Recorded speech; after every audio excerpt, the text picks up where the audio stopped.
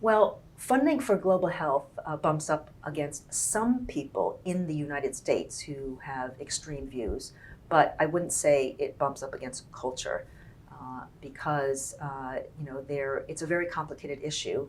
On the one hand, some of these extreme views do also provide funds to help people in poverty in places in Africa. On the other hand, you do need to fund global health because women need to go to hospitals when they're pregnant. But sometimes those same clinics also provide advice about contraceptive, of family planning, and it's really important. There is often no contraceptive in many parts of these poor areas, and at least if you can consult them and tell them, we can give you, they have long-acting contraceptives that you can actually inject. They have injectables. They've got all sorts of varieties right now.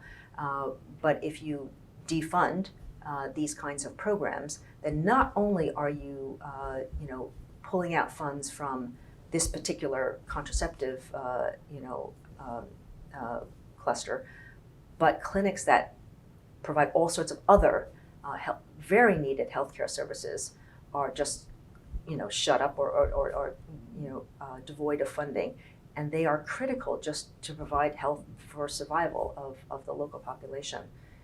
But family planning, I think that people here in the U.S. really don't understand what goes on, and anyone who opposes funding to these kinds of clinics for contraceptive reasons really should take a trip and before they can actually call off the funds, they should be required to take a trip out to these areas to see how people live and have to survive. And it's a different reality on the ground. And I think people here who have those extreme views are extremely naive.